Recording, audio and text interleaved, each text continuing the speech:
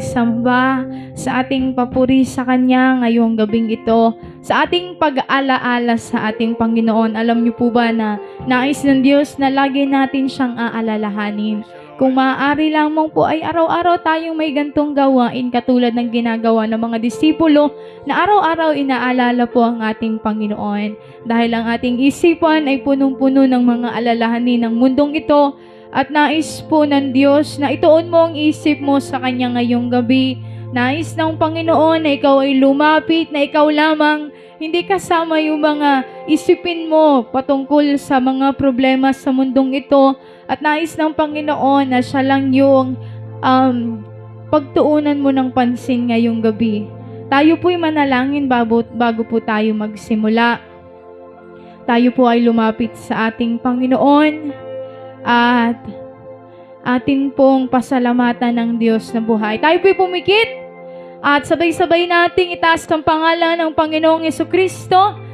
Amen. Isang magandang gabi po aming Panginoon. Ikaw po, Panginoon, ay aming sasambahin ngayong gabi. At dalangin namin, Panginoon, na tanggapin mo ang papuri, ang pasasalamat namin sa iyo, ang awitin namin para sa iyo, Panginoon. Lord, kung may nakikita ka man na karumihan sa amin, aming kasalanang nagawa, lahat ng hindi magandang inisip, hindi magandang sinabi, hindi magandang ginawa, Panginoon, ay patawarin mo nga kami, aming Diyos. Nalalaman po namin na kami po'y nagkamali, Panginoon. At Lord, ikaw nga po, Panginoon, ang maglinis sa amin. I-purify mo nga, Panginoon, ang aming puso, ang aming isipan, Panginoon. At ngayong gabi, O Diyos, ang katawang ito, Panginoon, ay maihandog sa iyo ng malinis at banal, Panginoon. Aming Amang makapangyarihan sa lahat, pinapasalamatan ka namin sa buong maghapon, na buong pagsama mo, Panginoon. May kinain kami, Panginoon, ng umagahan, tanghalian, at kakain kami muli ngayon ng hapunan, at lahat ng ito'y galing sa iyo. Salamat sa iyong pag-iingat sa amin at sa aming mga anak, sa aming mga magulang, Panginoon. Ngayon itataas namin ang iyong pangalan, aming Panginoong sasambahin, Panginoon, ang iyong kabutihan. Atin pong basahin ang salita ng Diyos sa aklat ng mga Mateo, Kabanata 20. Amen. Atin pong basahin at intindihin natin ang salita ng Panginoon. Lumapit si Jesus at sinabi sa kanila, ibinigay na sa akin ang lahat ng kapangyarihan sa langit at lupa. Kaya't habang kayo'y humahayo, gawin ninyong alagad ko ang mga tao sa lahat ng bansa. Bautismuhan ninyo sila sa pangalan ng Ama at ng Anak at ng Espiritu Santo. Turuan ninyo silang sumunod sa lahat ng inuutos ko sa inyo. Tandaan ninyo, ako'y laging kasama ninyo hanggang sa katapusan ng panahon. Ang Panginoon po ay kasama natin ngayon at hanggang sa katapusan ng panahon. At habang naririto ang Espiritu ng Diyos kasama natin, atin pong samantalahin ang presensya ng Diyos habang tayo ay umaawit, naglilingkod, dahil hindi maaari na hindi mo mararamdaman ang pagyakap ng Panginoon pag ikaw ay nagbibigay ng papuri sa Kanya. At dito po sa aklat ng mga Hebreo, paumanhin kung ako'y nagkamali ng pagbasa, sapagkat hindi rito sa lupa ang tunay na bayan natin, at ang hinahanap natin ay ang bayang darating. Hindi daw po tayo taga rito. Kaya't lagi tayo mag-alay ng papuri bilang handog sa Diyos sa pamamagitan ni Jesus. Papuring nagpapahayag ng ating pagkilala sa Kanyang pangalan. Atin po munang tingnan kung anong klaseng papuri ang nais ng Panginoon. Nagpapahayag daw po ng mga papuri sa Kanyang pangalan. Ibig pong sabihin, nakikilala mo ang Panginoon, ang mga bibigkasin mo, hindi lang awit na ito, kundi yung mga papuri na para sa Panginoon. paano mo siya nakilala, kung paano siya nagpakilala sa iyo. Atin pong sambitin kasama ng ating pag-awit ngayong gabing ito. Ama, kami Panginoon ay maghahandog ng papuri na nararapat sa iyo, Panginoon, na ayon sa pagkilala namin sa iyo. Naway makilala ka pa ng lahat, Panginoon, at nang ikay mapapurihan pa ng lubos.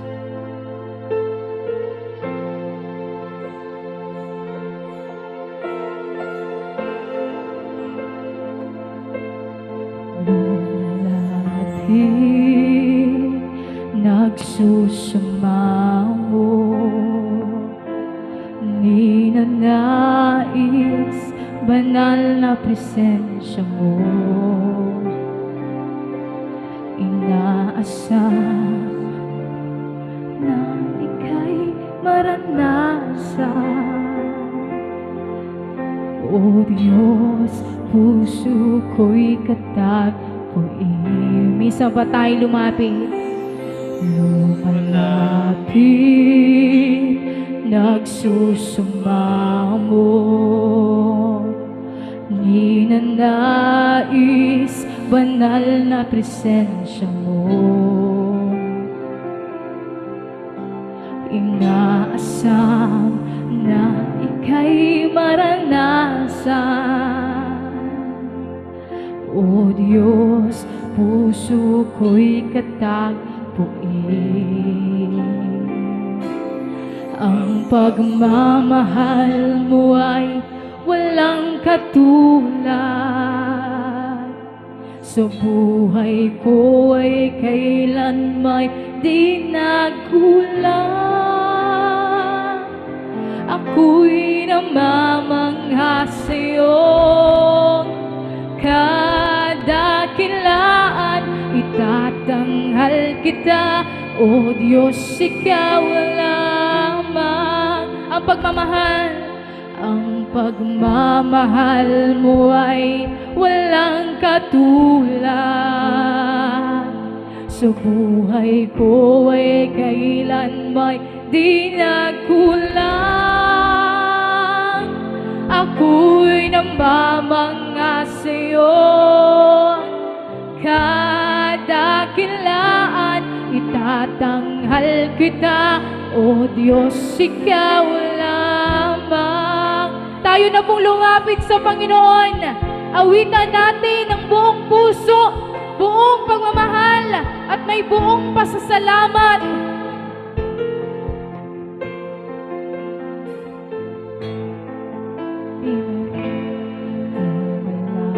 Lumalapit, nagsusumamo, ninanais, banal na presensya mo.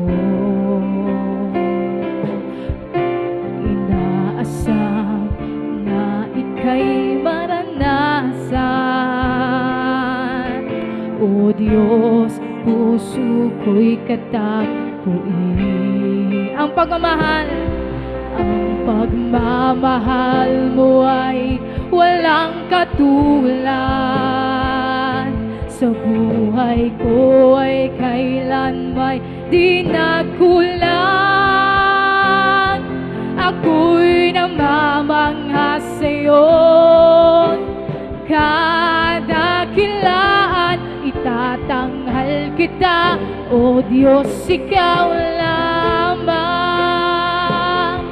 Ang pagmamahal mo ay walang katulad.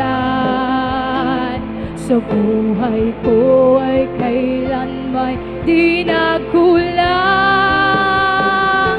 Ako'y namamangha sa'yo, kadakilaan, itatanghal kita.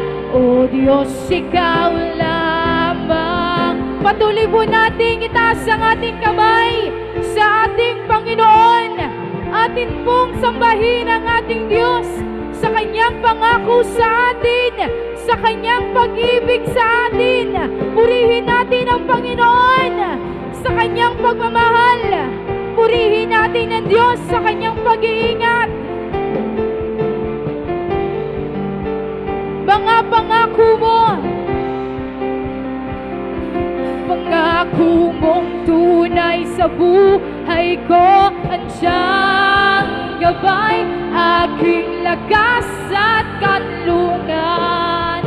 Simula't katapusan, ikaw ang daan at ang tangi kong kaligtasan.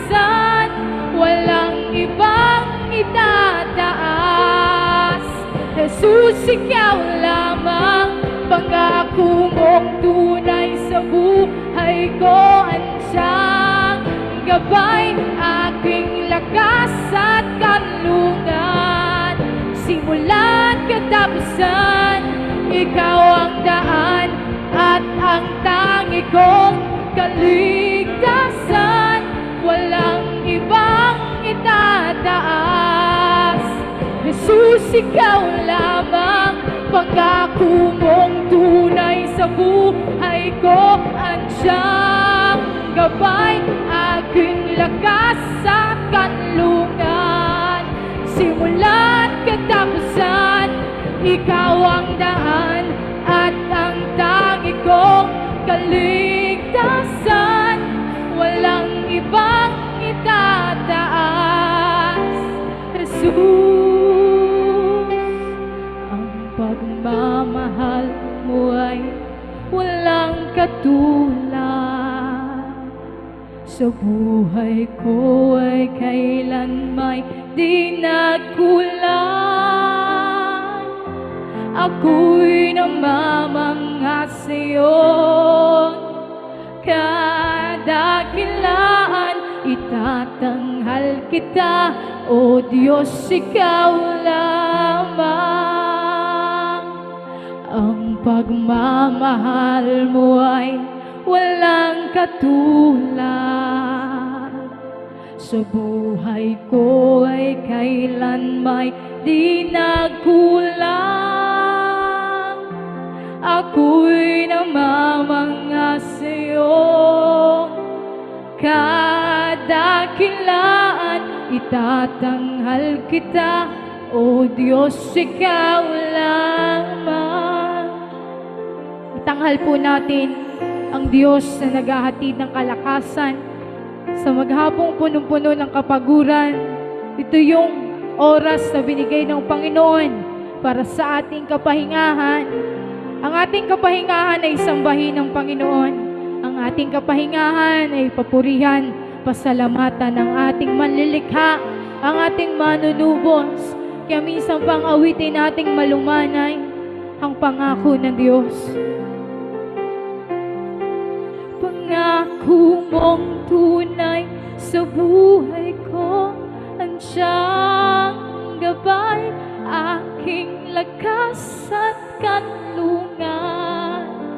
Simula't katapusan, ikaw ang daan at ang tangi kong kaligtasan. Walang ibang itataas, Jesus, ikaw lamang.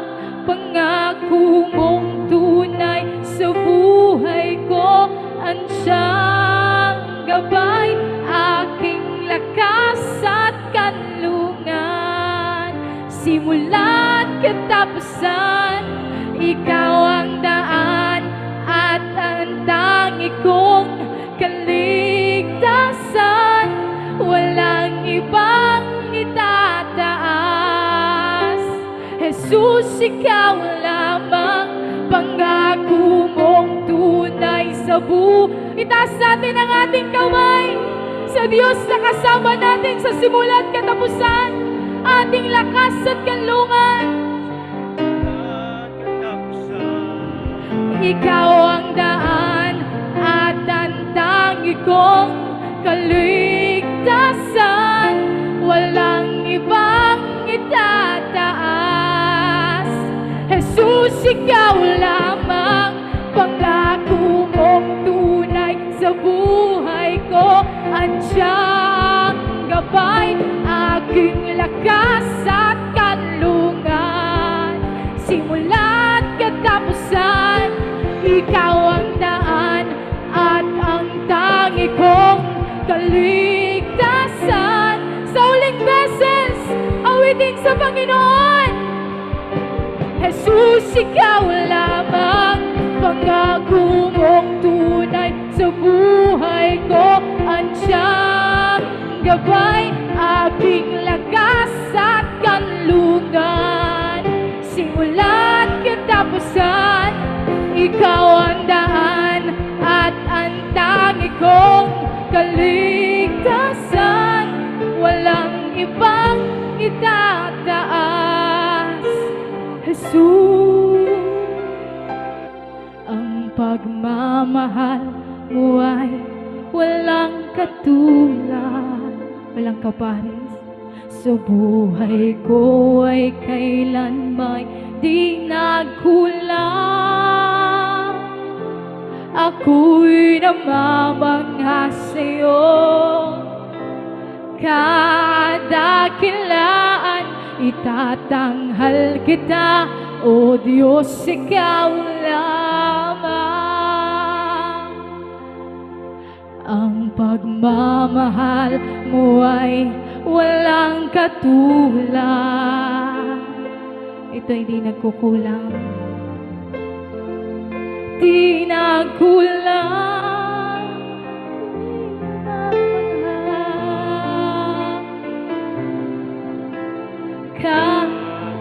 Kadakilaan itatanghal kita, O Diyos, ikaw lamang.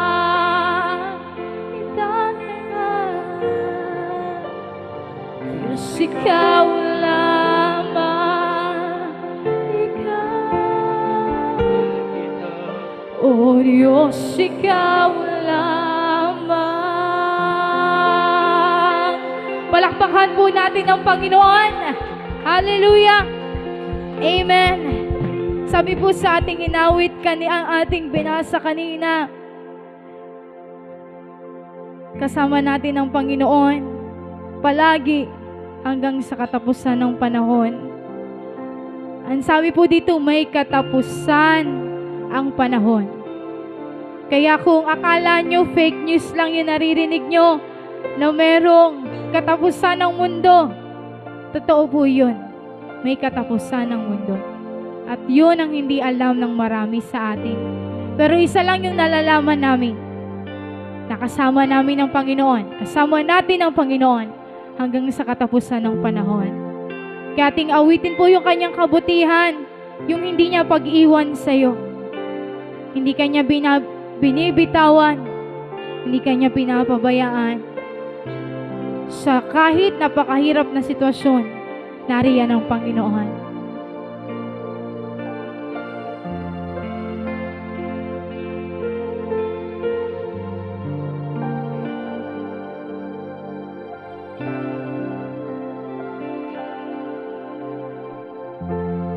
When I'm alone in winter's cold, with broken dreams and shattered hopes, I know you're there. Your love surrounds me. My heart is still. My heart is still. My heart is lost for heaven's touch, for heaven's door.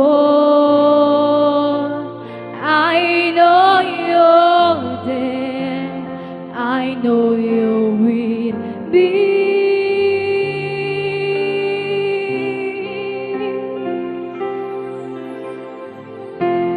You never leave me till the end of time. My Savior, you are faithful. You're good to me forever.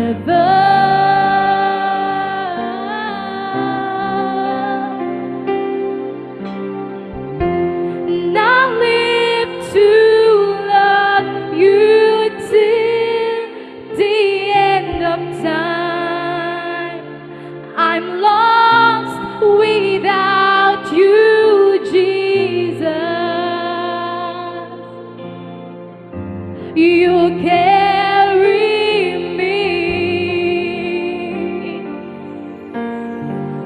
till the end of time. Ang sabi sa awit, buhat ka ng Panginoon, dala-dala ka ng ating Panginoon.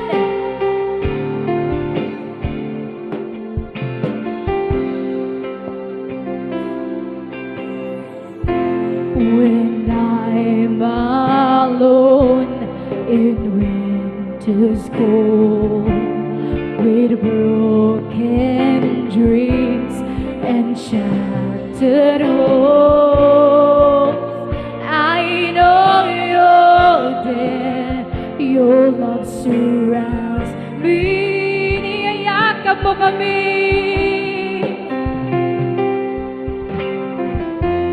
My heart is still, my heart it longs for heaven's touch, for heaven's door. I know you're there, I know you're with me. Huwag kayong matakot sa huling panahon.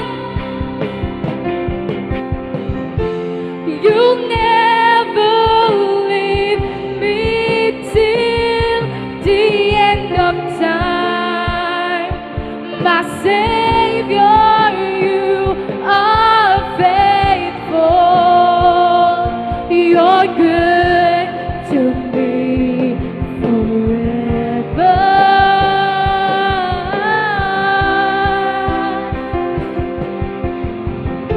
And I live to love you till the end of time. I'm lost without you, Jesus. You'll carry me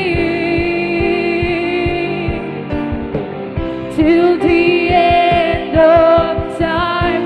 I lift my voice, lift up my eyes.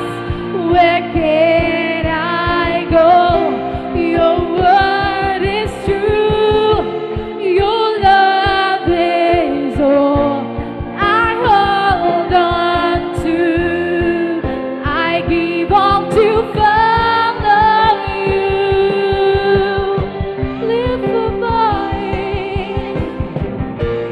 I lift my voice, lift up my eyes.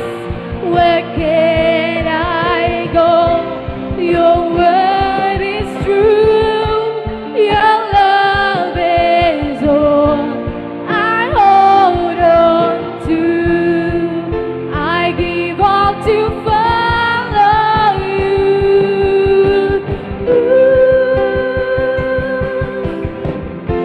You'll never leave me till the end of time. My Savior, you are faithful. You're good to me forever. You're good. We live to love you. I live to love you till the end of time. I'm lost without you, Jesus.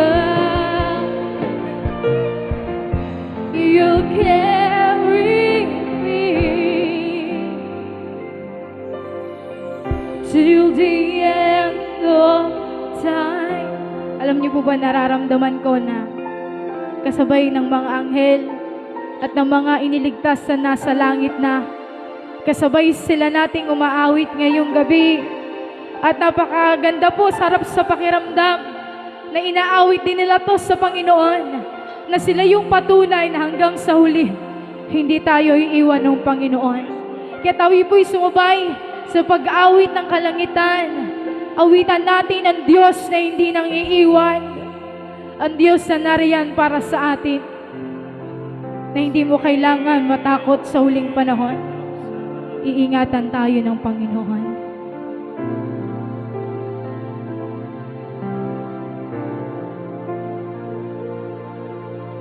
awitin natin muli sa ating Diyos. Sa huling awitin, hindi mo kami iniwan, hindi mo kami iiwan. You never leave me till the end of time. My Savior, you are faithful. You're good to me forever.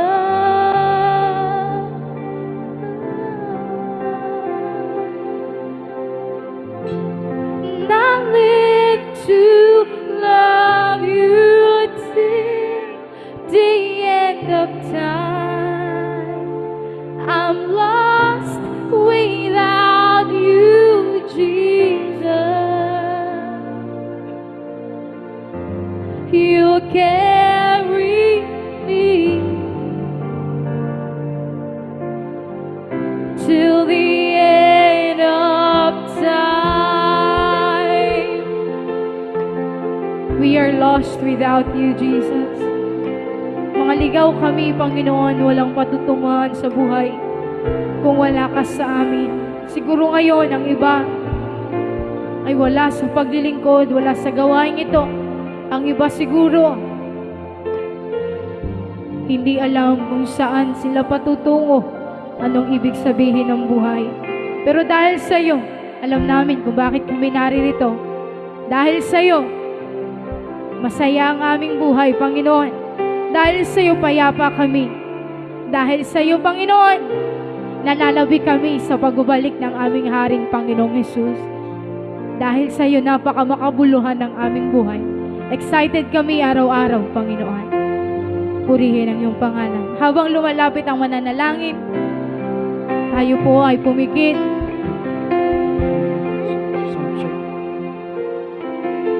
Hallelujah. Hallelujah, O God.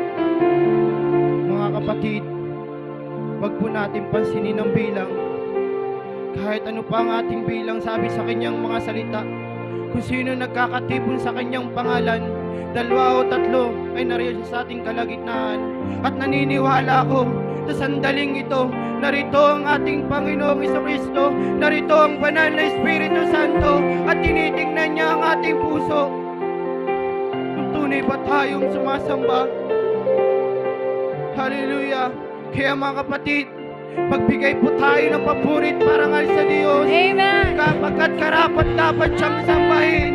Ikaw ang Diyos na siyang nagbigay ng buhay sa amin. Ikaw ang Diyos na di nagkukulang. Ikaw ang Diyos na umalis at muling mabalik para sa amin. Kami po'y nananabik sa muli mong pong pagbabalik. Kami pong dalangin aking Amang banal. Kaya nasabi sa iyong mga salita, ang maliligtas lang ay siyang mananatiling tapat hanggang sa wakas. Lord, hanggang nasa mundo po kami ng mundong makasalanan, makakagawa po kami ng pagkakamali at pagkukulang. Pero Panginoon, tulungan niyo po kami. Tulungan niyo po kaming maging tapat sa iyo. Tulungan niyo po kami, aming Panginoon, na umakbang. Lord, pakayin niyo po kami sa mundong ito. Lord, di namin kaya kung wala ka. Hallelujah, Lord. We need you, O God. Kailangan ka po namin na bawat araw ng aming buhay. Lord, kita niyo po ang bawat mananampalataya. Marami na pong umalis. Marami na pong iniwan ng mga pananampalataya. Pero narito pa rin po kami, Lord. Nagpupuri sa iyo, nagpaparangal sa iyo, at naghahangad aming Panginoon. Maipahayag ang iyong mga salita. Lord, tulungan niyo po kami. Lagi niyo po kaming hawakan. Akayin niyo po kami sa kabanalan naming Panginoon. Turuan niyo po lagi kami. Aking Amang banal, dalangin ko ang iyong mga salita na hindi lamang ito aming mapakinggan, bagamat o Lord ay aming may sagwa sa aming mga buhay. Lord, kung titingnan po namin ang aming sarili, napakahirap unawain ang iyong mga salita. Pero banal na Espiritu Santo, ikaw po ang magpaunawa sa amin. Tuwirin niyo po kami sa aming mga maling landas. Baguhin niyo po kami. At ang iyong salita, aming banal na Diyos, ay maging kalakasan namin. At ito ang magiging sandata namin sa bawat temptasyon na aming kinakaharap. Sa among bundong ito, aming Panginoon, dakilang Diyos sa lahat. Minsan pa, maraming salamat sa iyong kabutihan na patuloy niyo po sa aming pinaparanas sa aming Panginoon. Salamat. Dalangin ko rin po aming Panginoon ang maghahatid ng iyong salita. Lord, ikaw po ang nakakalam ng kanyang puso. Ikaw po ang nakakasiyasat ng kanyang paglilingkod. Lord, naniniwala po ako. Lagi niyo po siyang kasama. Sa problema man, suliranin, kung sa kasiyahan, lagi ka pong nariyan namin, Panginoon, sa kanyang buhay. Lord, dalangin ko po,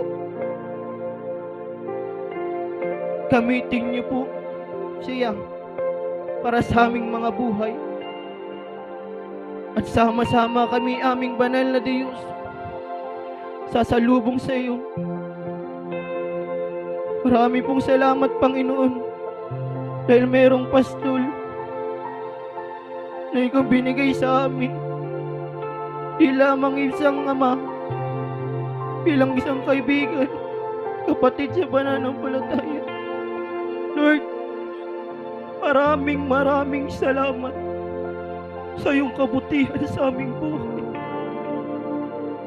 Salamat sa iyo. Lord, bigyan niyo po siya ng double portion na anointing. Kami rin po, Lord, gamitin niyo po kaming mga workers para sa buhay po ng mag-asawang ito. Lord, salamat. Ito lang po ang aming samot dalangin. Sa pangalan ni Jesus, lahat po tayo magsabi ng Amen. Amen! Natin pong i-welcome ang bawat isa ngayong gabi habang inaawitin natin ang purihin ang pangalan ng ating Panginoon.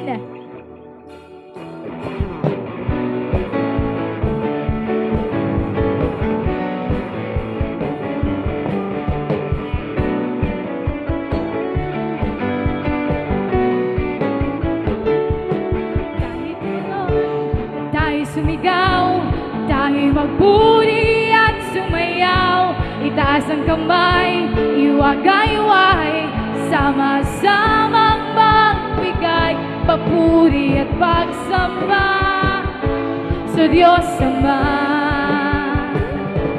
Sama-samang tumalon, sama-samang sumigaw, purihin pangalan niya. Jesus, purihin ang pangalan niya. Purihin pangalan niya. Jesus ang pangalan niya. Purihin pangalan niya. Jesus ang pangalan niya. Araw-araw langit ang nadaraw, Panginoon. Hallelujah! Palapakan po natin ang ating Diyos sa buhay. At siya po ang mataas ngayong gabi. Siya po ang mapapurihan. Siya po ang maluwalhati. Amen. Amen. Tayo na pong umupo at tayo po'y makikinig ng magandang balita at magandang salita ng ating Panginoon ngayong gabi.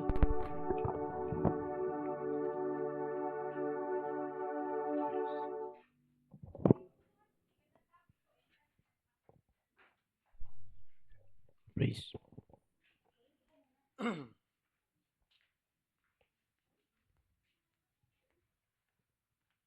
Praise the Lord. Isa pong mapagpalang gabi sa lahat. Bahan natin yung mga ilaw. Kaya welcome po sa gawain ng ating Diyos. Yan, yung iba'y wala. Pero tayo po'y magtutuloy sa patuloy na pag-aaral ng salita ng Panginoong Diyos. Kaya ako Johnny, nasend ko na sa iyo yung message tapos yung isang picture. At wala na, halos isang linggo na lang po yung ating pong camp this coming April 2, 3, tapos yung 4 po ay relaxation pero uwi na rin po tayo noon ng bago magtanghali. Kaya meron po kaming mga kinakaharap na ilang problema doon sa ating pong camp. Pero tayo po manalangin na ang mga problemang ito ay masolusyonan. Kaya ipanalangin po natin ang tagumpay po ng ating gawain. At naniniwala ako na this coming April, pinagtagumpay na po tayo ng Panginoon Diyos. Ano?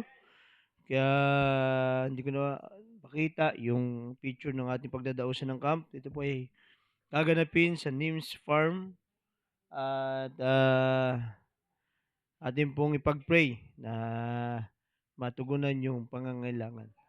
Kaya meron pa pong mga ilang kailangan gawin, bilhin, pero hindi ko alam kung aabot pa ang ating budget. Pero sa pananalangin, ang Diyos naman ay tumutugon.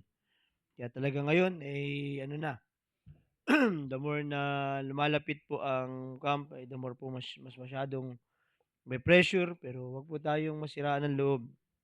At naniniwala ko God will provide.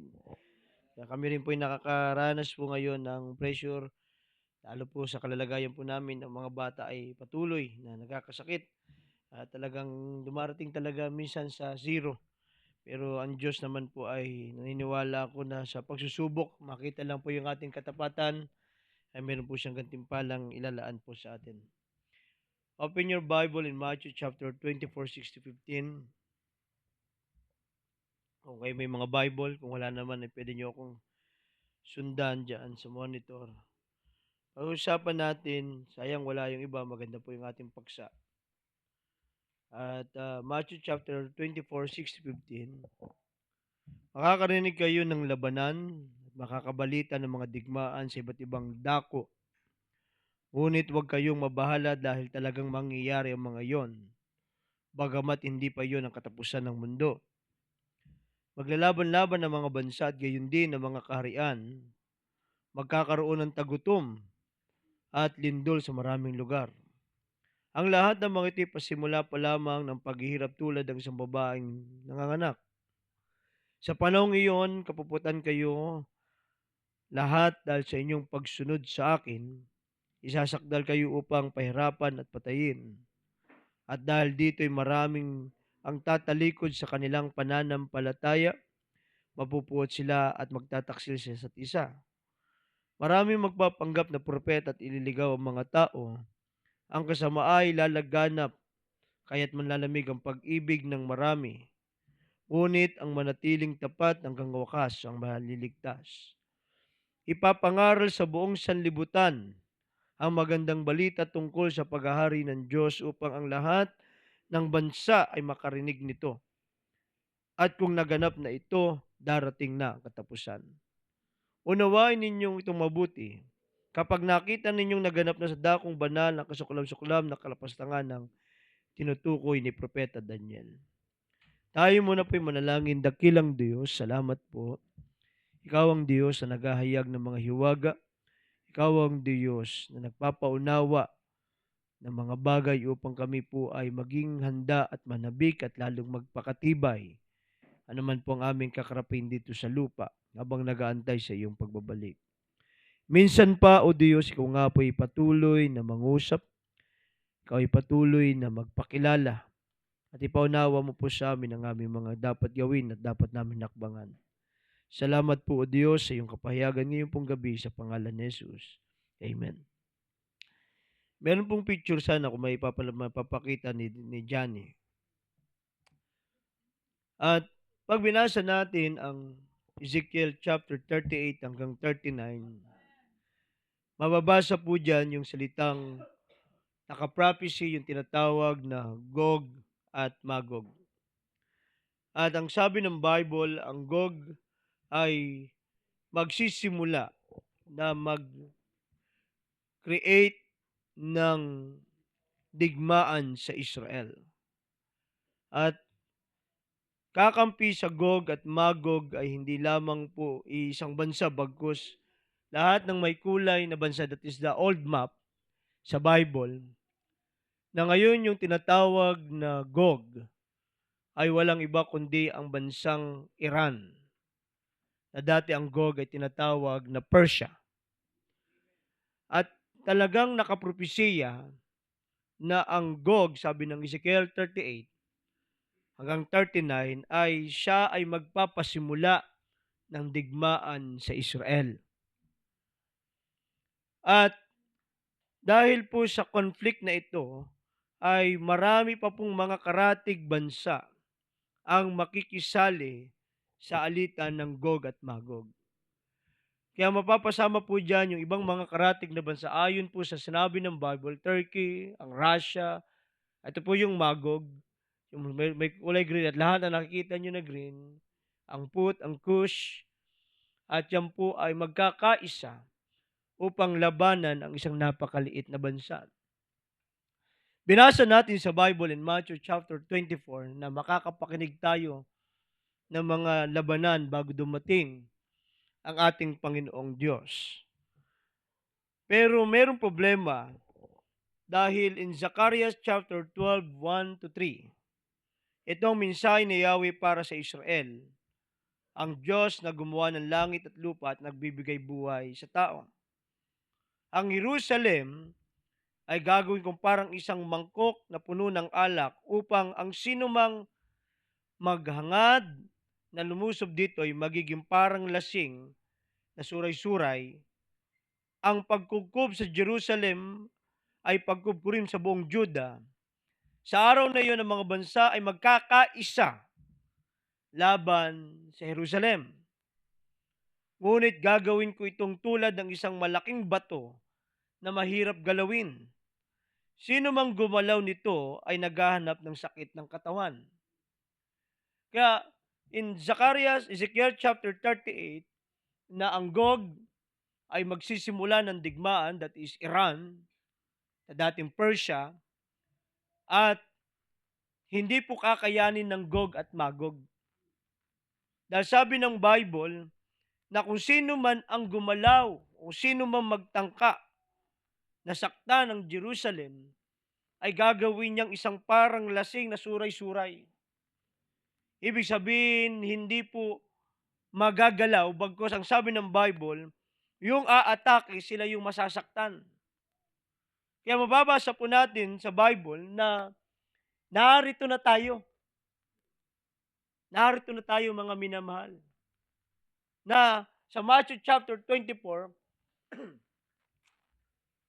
verse 6-8, makakarinig kayo ng labanan at makakabalita ng digmaan sa iba't ibang dako. Ngunit huwag kayong mabahala dahil talagang mangyayari ang mga iyon. Kaya yung away na nababalitaan natin sa gitnang silangan, yan ay sinabi na ng Panginoong Diyos sa atin. Sa lumang tipan pa lang sinabi na yan.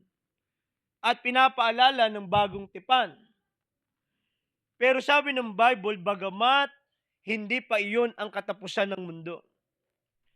Kaya sabi ng Bible, yamang nagaganap po itong gerang ito, hindi pa ito yung katapusan. Bakit? Malalaman po natin. Maglalaban-laban ang mga bansa at gayon din ang mga kaharian. Pero problema, mga minamahal, sa paglalaban-laban ng mga bansang ito, ay magkakaroon ng tagutom. Nakukuha niyo po ba? Pag oras na ito po mga bansang ito ay nagtuloy-tuloy, ay magkakaroon ng tagutom at lilindol sa maraming lugar. Kaya malinaw na sinabi ng Bible na oras na magsimula na ang Gog at Magog na digmain ang Israel. Pero hindi nila kayang ibuin dahil napakalakas ng depensa nila, walang iba kundi ang Diyos. Ay magre-resulta ang labanang ito ng isang salot o tagutom, lindol. Hindi ko alam kung talagang literal na lindol or pagyanig dahil sa mga bombang sumasabog. Dahil ang ginamit naman pong word doon ay isang Hebrew word ng kahulugan ay pagyanig. Pero ang di nauunawaan ng tao, in verse 8, ang lahat ng mga ito'y pasimula pa lamang ng mga paghihirap na tulad ng isang babaeng nanganganak. Kaya ngayon po, nung ito po'y naganap, ayon po sa sinabi ng propesiya, na itong Gog at Magog ang Israel ay from Ezekiel 38 hanggang 39 ay tigegirahin talaga. Pero malakas ang Israel kahit maliit na bansa dahil sabi ng Diyos po, protektahan siya ng Diyos. Pero dahil sa resulta ng labanan na ito, ay ito po'y tatawagin ng pasimula pa lamang ng paghihirap. Kaya ang gerang ito na ating naririnig, ay ito po'y aapekto sa buong mundo ng salitang kahirapan. Kung di nyo lang po alam na ang LPG na lang natin ay hanggang 25 days na lang. Mapalad yung may mga kahoy. Pero paano yung mga syudad na wala ng puno? Paano sila makakapagluto?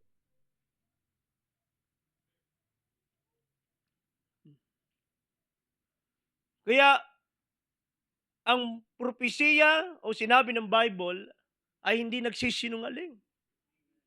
Siya po'y lumalakad. Ngayon, patunay pa sinabi ng Mark chapter 13, 7-8. Huwag kayong mabagbag kung makabalita kayo ng digmaan na malapit sa inyo at mga digmaan sa malayong lugar. Dapat mangyari ang mga ito, ngunit hindi pa ito ang wakas. Sapagkat makikipagdigma ang mga bansa laban sa kapwa bansa at mangkarian laban sa kapwa kaharian. Lilindol sa iba't ibang dako at magkakaroon ng mga tagutom. Ang mga ito'y pasimula pa lamang ng paghihirap tulad ng nararanasan ng nanganganak. Kaya yung nangyayari po ngayon sa buong mundo, sinabi ng Bible, nagsisimula pa lang ito. At hindi nauunawaan at hindi handa ang tao. Dahil hindi nila alam ang kalooban ng Diyos. Kaya pastor, kailan po matatapos ito? Kailan po matatapos ang mga alitan? Kailan po matatapos ang mga bagay na ito? Mark chapter 13 verse 10. Ngunit dapat munang maipangaral sa lahat ng bansa ang magandang balita bago dumating ang wakas. Kaya narito ang simula ng paghihirap at ang wakas nito ay sa pamamagitan ng pangangaral ng Ebanghelyo. Pag-uusapan po natin ngayong sandali na yamang ngayon ay pumapasok na ang mga kaguluhan at pagyanig at ang pagwakas po nito ay sa pamamagitan ng tuloy-tuloy na pangangaral ng salita ng Diyos. Pag binasa natin ang Matthew chapter 13, 11-13, magsisimula po na kapuutan ng mga tao ang mga nangangaral ng salita ng Diyos. In Revelation chapter 6, 9-11, magsisimula uling ang mga mangangaral o mga Kristiyano ay magiging martir. Ayon sa salita ng Diyos, na ang makakatalo lamang sa bansang Israel in Matthew chapter 24, 14-22 ay walang iba kundi ang Antikristo. Ang sabi ng Bible in verse 15 ng Matthew 24, unawain niyo ito ng mabuti kapag nakita ninyong naganap na sa dakong banal ang kasuklam-suklam na kalapasangan ng tinutukoy ni Propeta Daniel. Kaya ayon sa sinabi ng Bible, na ang only na makakatalo lang sa Israel ay walang iba kundi si Antichrist o pamumuno ni Antichrist. Dahil pag binasa natin ang Gog at Magog and Zacarias, ay hindi mananalo ang mga karatig bansa dahil poprotektahan sila ng Diyos. Pero paglabas ng one-world government and one-world religion at isang currency, isang taong mamumuno na magli-lead upang lupigin ang bansang Israel at lapastanganin ang Jerusalem. Only Antichrist lang ang makakalupig at siya'y luluklok. In 2 Thessalonica chapter 2, 3-4, huwag kayong magpapadaya kanino man sa anumang paraan. Hindi darating ang araw ng Panginoon hanggat hindi nagaganap ang paglitaw ng suwail, makasalanan na tiyak na mapapahamak. Itataas ang kanyang sarili at kakalabanin ang lahat ng kinikilalang Diyos at sinasamba ng tao. Uupo siya sa templo ng Diyos at magpapakilala siya ang Diyos. Kaya malinaw na sinabi ng Bible na pag lumitaw ang Antikristo, bago magkaroon po ng mark of the beast o tatakan, ay kanya pong gigirahin ang bansang Israel at malalapastangan niya ang Jerusalem at mismo siya ay doon uupo para sambahin ng mga tao. At ano pong mangyayari sa Israel? In Matthew 24 verse 16, ang mga nasa Judea ay dapat tumakas pupunta sa kabundukan. Ang nasa bubungan ay huwag nang mag-abala pang kumuha ng kahit anong sa loob ng bahay. At ang mga nasa bukid ay huwag nang umuwi pa, kumuha ng balabal. Sa mga araw na yun, kawawa ang nagdadalang tao at nagpapasuso. Ipanalangin ninyo ang pagtakas ay huwag mapataon ng taglamig o araw ng pamamahinga. Sapagkat sa panahong iyon, ang mga tao'y magdaranas ng matinding kapigatian na hindi pa nararanasan mula nang likain ang sanlibutan hanggang sa ngayon. At hindi pa mararanasan kahit kailan. Malinaw na sinasabi ng Bible na meron tayong kakaharapin sa huling panahon. Isang kapaghihatian na hindi pa nararanasan na mula nang nilikha ang mundong ito.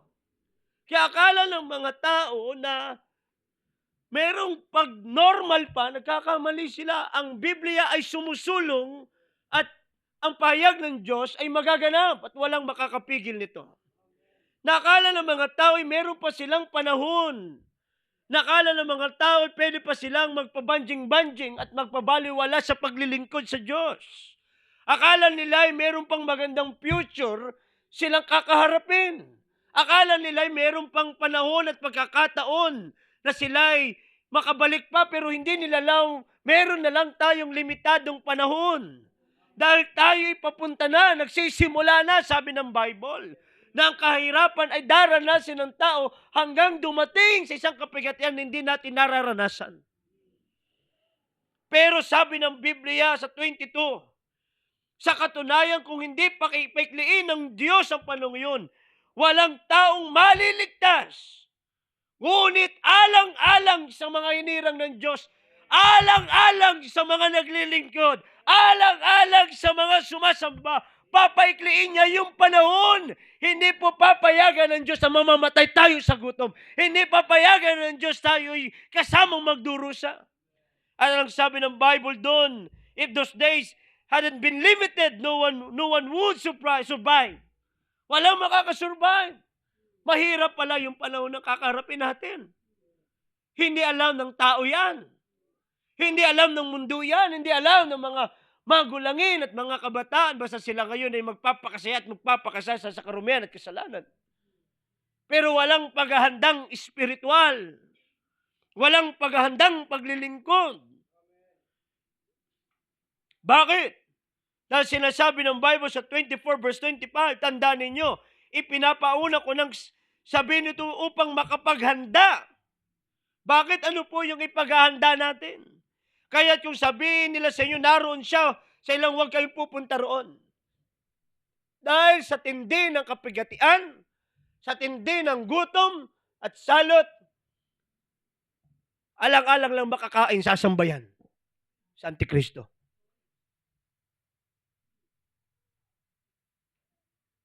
Alang-alang lang na sila'y masuplayan.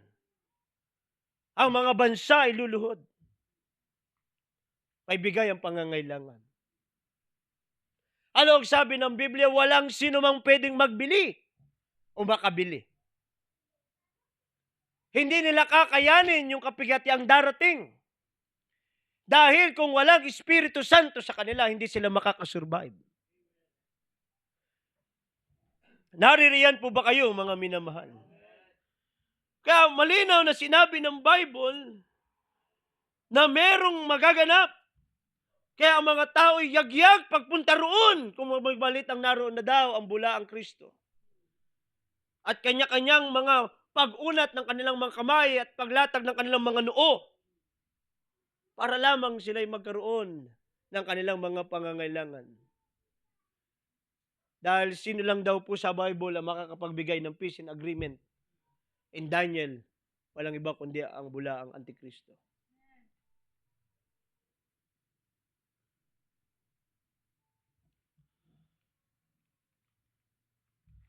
In Matthew chapter 24 and 29 to 30, pagkatapos ng kapigatian ng mga panong iyon, magdidilim ang araw at hindi magliliwanag ang buwan, malalaglag mula sa langit ang mga bituin. At mayayanig ang kapangyarihan sa kalawakan pagkatapos, dun pala lilitaw ang Panginoon.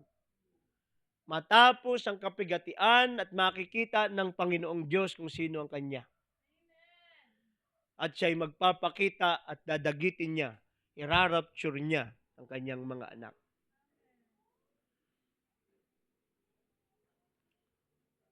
Para maunawaan po natin, mga minamahal, ang sabi ng Bible, pag nagsimula ang digmaan, magsisimula ng paghihirap ng tao.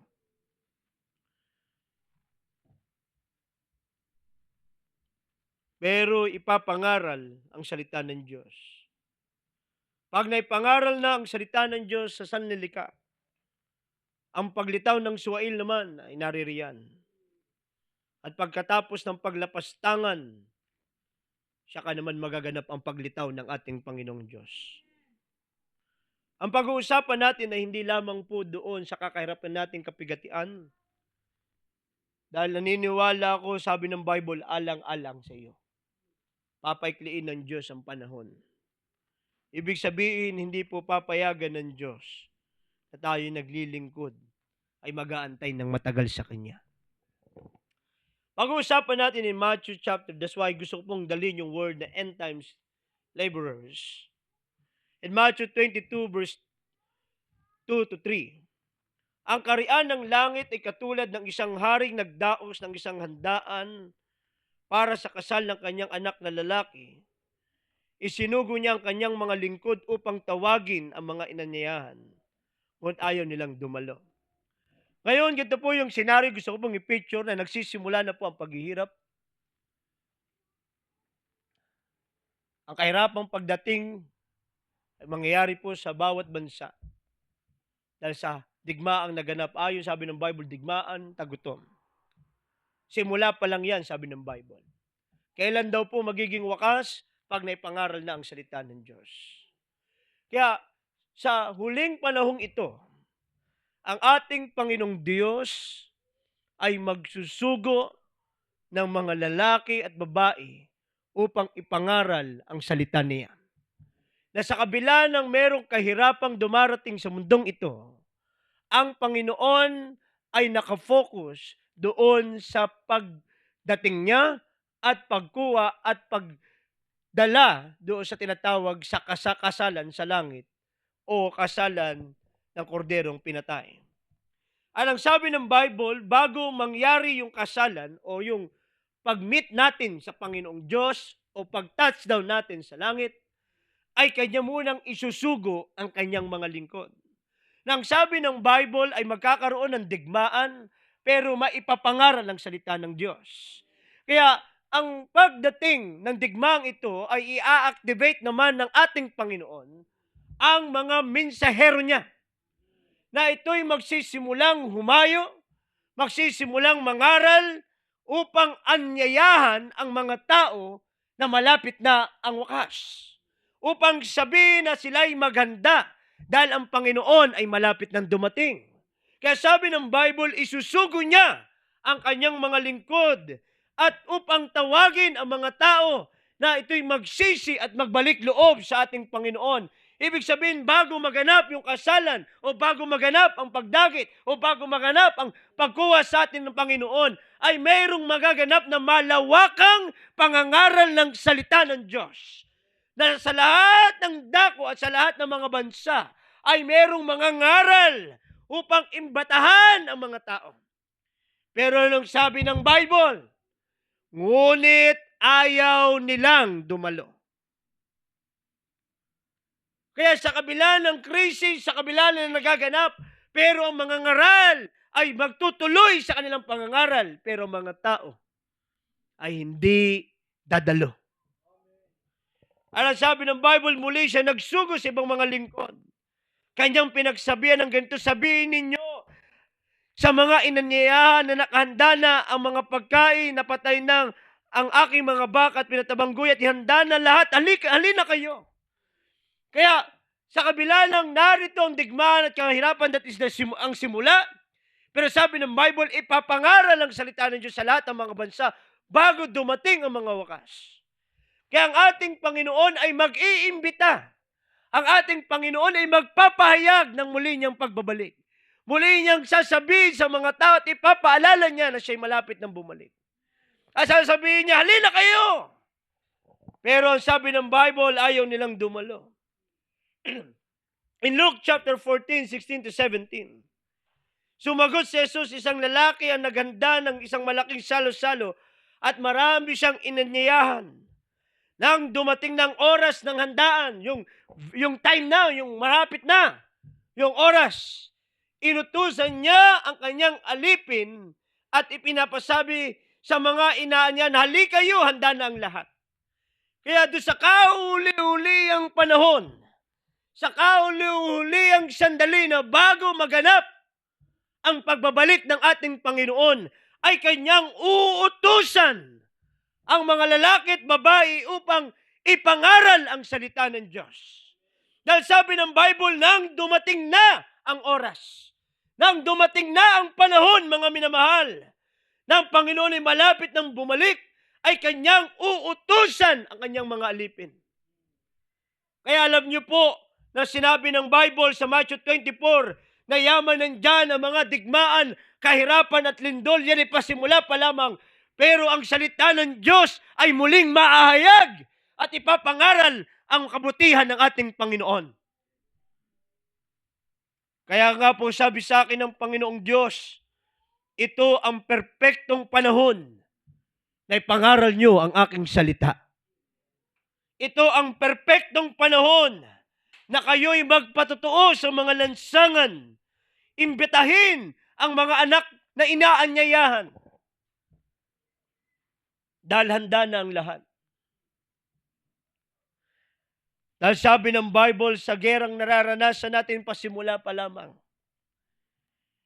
Pero ang Diyos ay nag-aanyaya sa mga tao na sila ay dumalo sa pagbabalik ng ating Panginoon Diyos. Kaya mga kapatid kong nahuhubog, ikaw ay isusugo ng Panginoon upang imbitahan ang mga tao dahil ang ating Panginoon ay malapit na. In Matthew chapter 20, 6 to 16, narito po na sa panahon, in verse 6 ay meron pong taong tinawag pa rin sa alas 5 ng hapon. Tinawag niya para magtrabaho sa kanyang ubasan in Matthew chapter 20. At binayaran niya ng tagi-1 denaryo. At nagreklamo ang mga tao na nauna sa kanila na bakit pare-pareho ang bayad. Pero sinabi ng Panginoon, siya'y mabuti, gusto niyang bayaran. Ibig sabihin po ng Matthew chapter 26 to 16, na kahit sa kahuli-huliang sandali ng trabaho ng ubasan ng ating Panginoon, ay meron pa rin siyang tatawagin para magtrabaho sa kanyang kaharian. Meron po siyang tatawagin upang tapusin ang dapat tapusin sa huling panahon. At sabi ng Panginoon, ang mga nahuli ay mauuna at ang mga nauna ay mahuhuli. Ano, pastor, ang ibig sabihin ng nahuli na mauuna at ang mga nauna ay mahuhuli?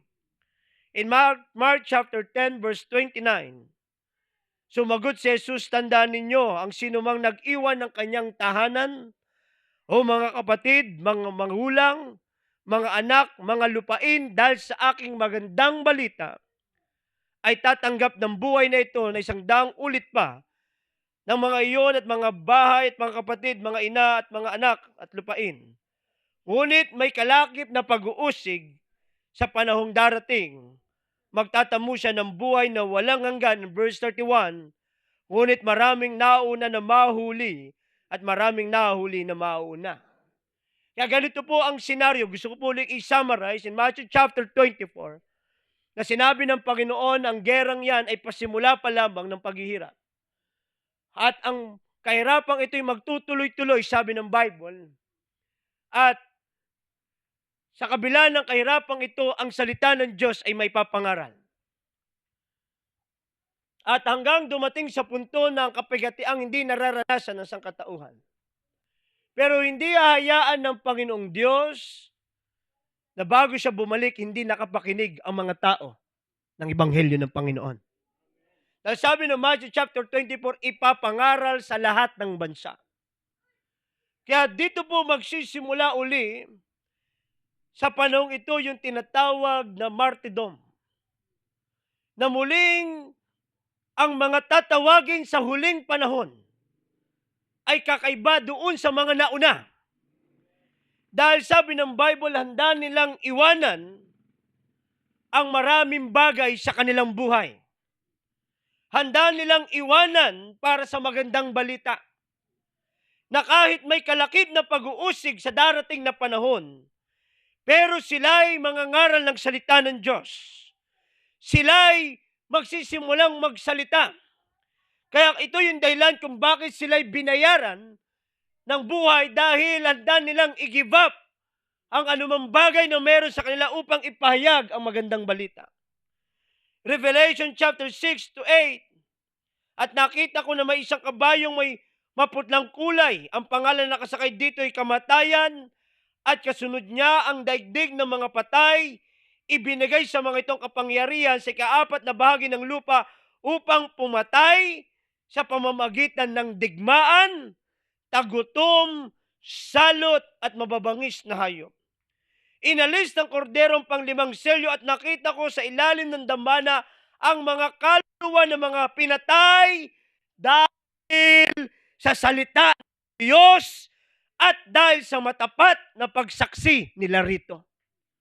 Kaya ano po ang mangyayari sa huling panahon?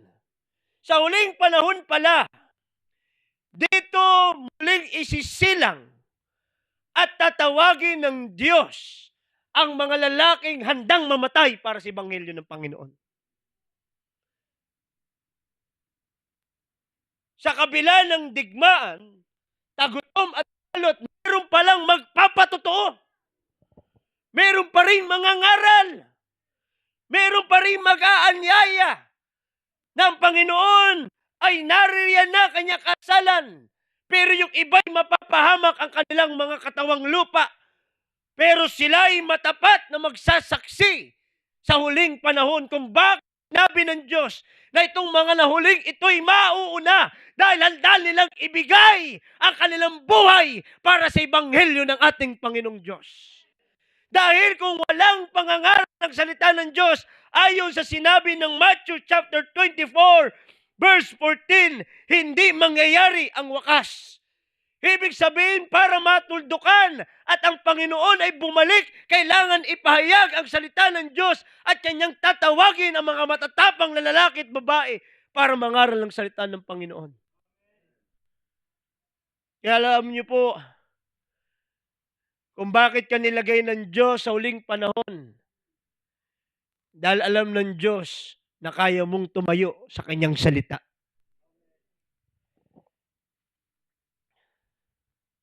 Dahil nandyan na po ang digmaan. Nandyan na po ang tagutom, sabi ng Bible. Pero ang salita ng Diyos ay tatayo pa din.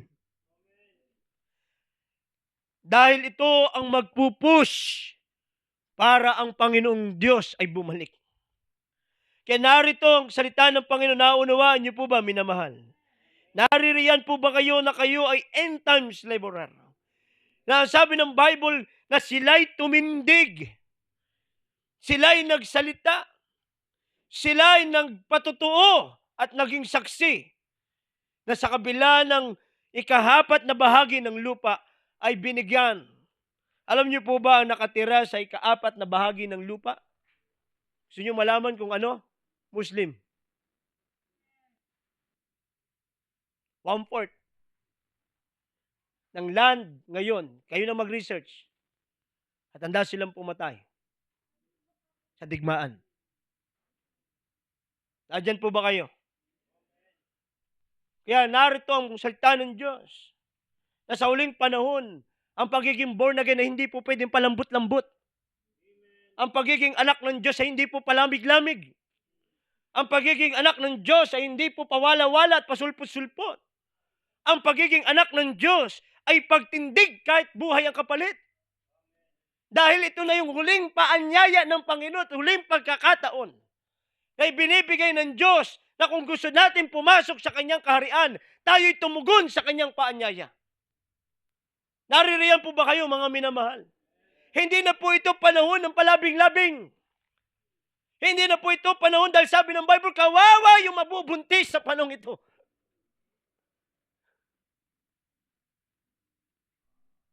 Nabasa niyo ba kanina? Pinabasa ko kanina. Kawawa.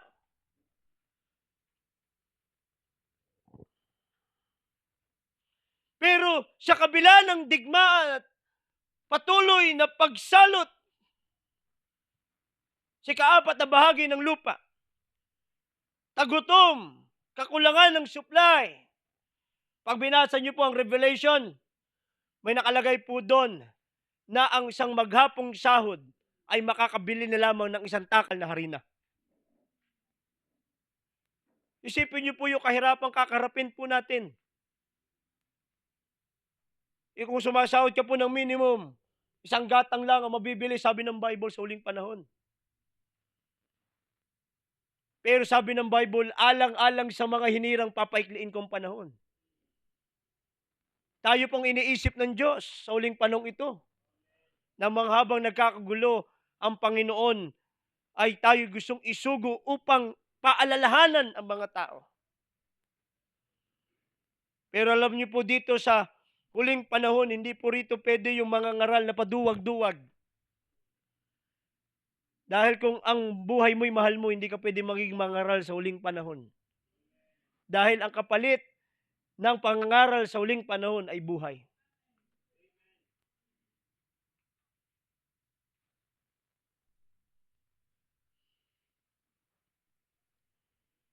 In Matthew chapter 24 verse 14, ng core ng prophecy, state that the end times and comes only after gospel is shared globally. Sabi ng Bible, kailang magiging wakas, kailan siya babalik pag na-share na sa buong mundo ang salita ng Diyos. Kaya nga po sa kahuli-huli ang nabinasa natin kanina, na ang Panginoon bago mangyari ang kasalan sa langit, ay isusugo niya sa kahuli-huli ang pagkakataon. Kailangan pong ma-spread ang gospel bago dumating ang final days. Ito po ay isang urgent pag-fulfill ng Great Commission. Kaya ang papalad po natin na nasa huling panahon, sinimulan nilang apostol, ikaw ang tatapos. Nakukuha niyo po ba? Tayo yung tatapos hanggang ikaw ay tapusin din. Hello? Baka kayo maduwag na. Mga minamahal, wala kang tatakbuhan. Kasi kung ikaw ay maduduwag din, bomba rin naman ang kakaharapin mo. Ay mamatay ka rin naman ang nangangaral ng salita ng Diyos. Ay magugutom ka rin naman, di nangangaral ka pa rin, mas maganda pa rin yun. Ay may kapagyatian din naman, di mangaral na lang din naman tayo. Ay di ba napadali pa ang buhay natin? Hindi naman po lahat, dahil meron po pong irarapture. Kumbaga sa panahong ito, lalo doon sa gitnang silangan, pag sila'y tumayong upang magpatotoo buhay talaga, kapalit. Alam yan ni Brother Arman, dahil galing siya doon. Pero darating ang panahon na bago bumalik ang Panginoon, ang mga nagtatagong born ay lalabas upang witness. Sila ay nagsiservice sa kailangan tago na hindi na sila magtatago. Darating ang panahon na sila'y mangangaral upang ihayag ang salita ng Panginoong Diyos. Ito po'y nangungusap sa pagpuproklama, isang paninindigan sa huling panahon. In Matthew chapter 22 verse 47,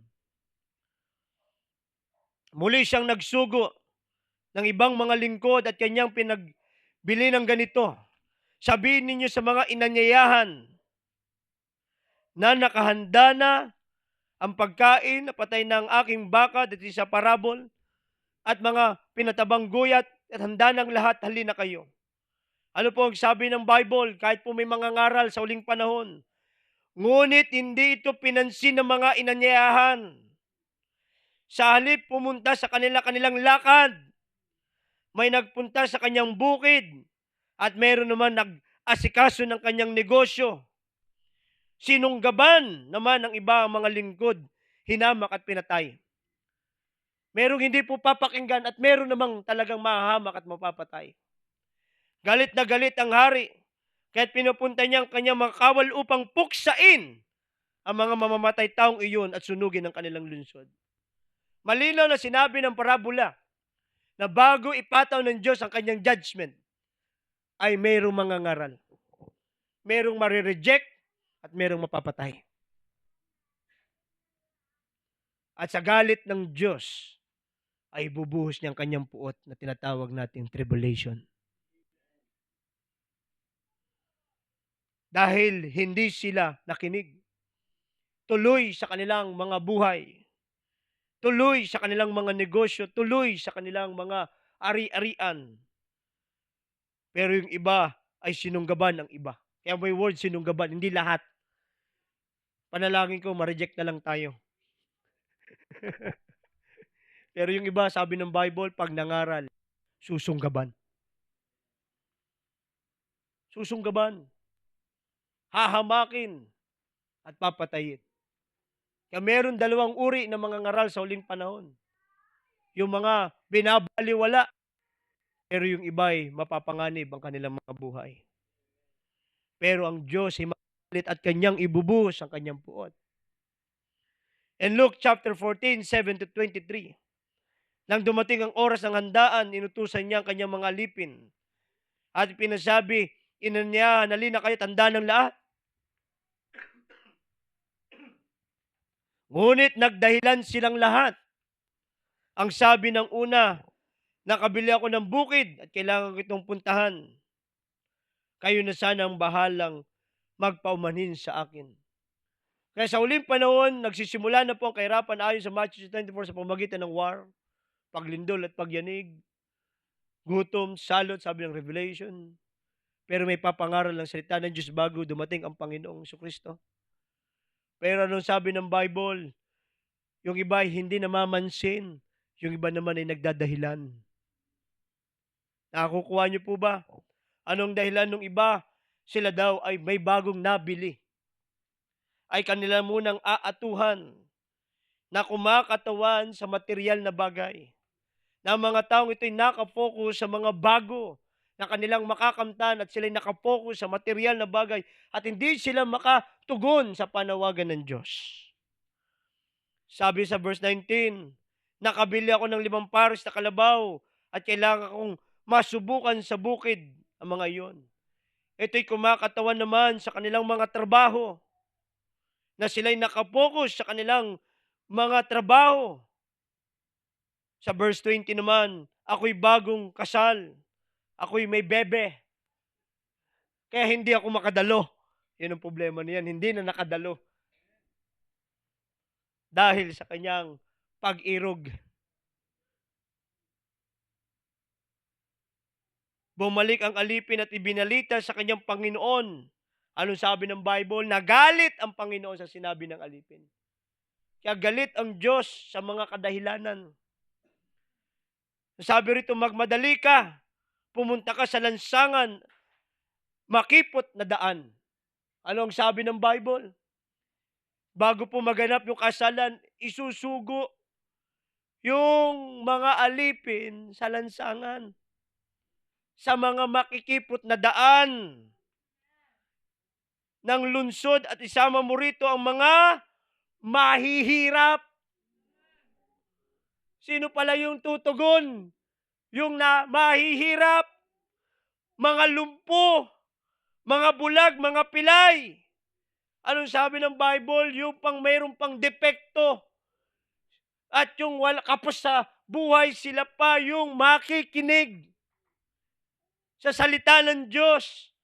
At sinabi ng alipin, Panginoon, nagawa ko na po ang utos ninyo, ngunit marami pa rin bakanting upuan.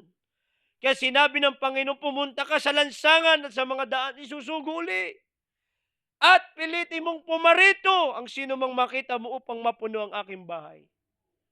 Kaya sa uling panahon, pilitan na Isusubo na ang salita ng Diyos. Bakit? Ito kasi yung kaligtasan, huling pagkakataon at pribilehiyo ng mga tao na sila'y tumanggap at manumbalik sa Panginoon. Pero ang malinaw na sinabi ng Bible, hindi pinapansin. Susunggaban pa nga yung iba at ahamakin at yung iba'y magdadahilan. At ang Diyos ay magpupumilit upang ang mga tao at upang sila'y makapasok sa tahanan ng Diyos. Kaya meron pong isang malaking trabaho tayong mga pinili sa huling panahon. Tayo po'y tinawag ng Diyos, mga minamahal, upang ikaw at ako'y uutusan ng Panginoon.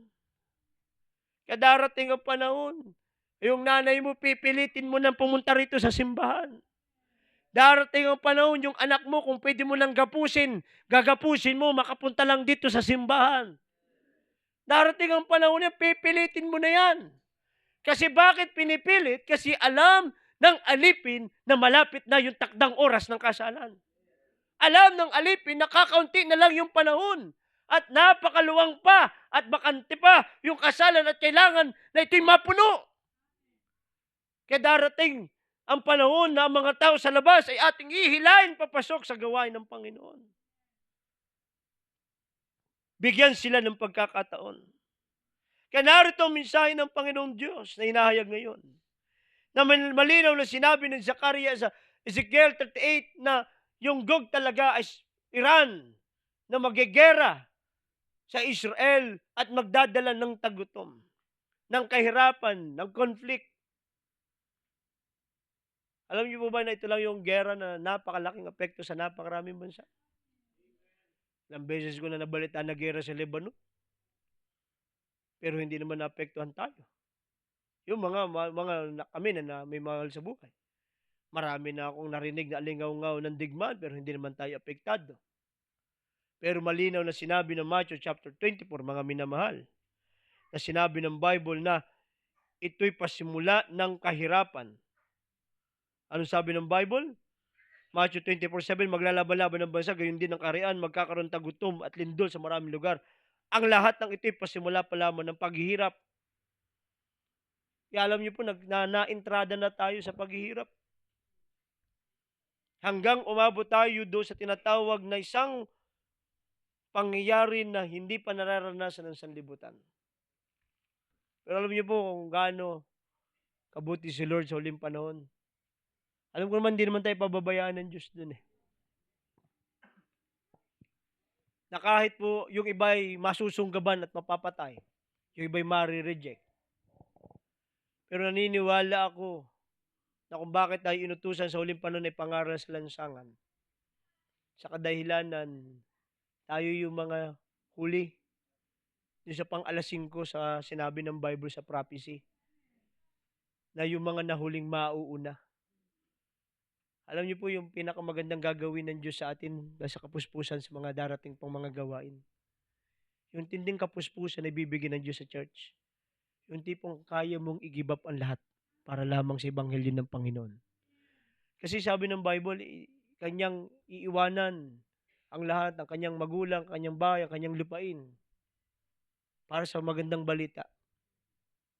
Kaya yung mga tatawagin sa huling panahon, ang kanilang buhay, mga minamahal, ay hindi na kung saan man bagay.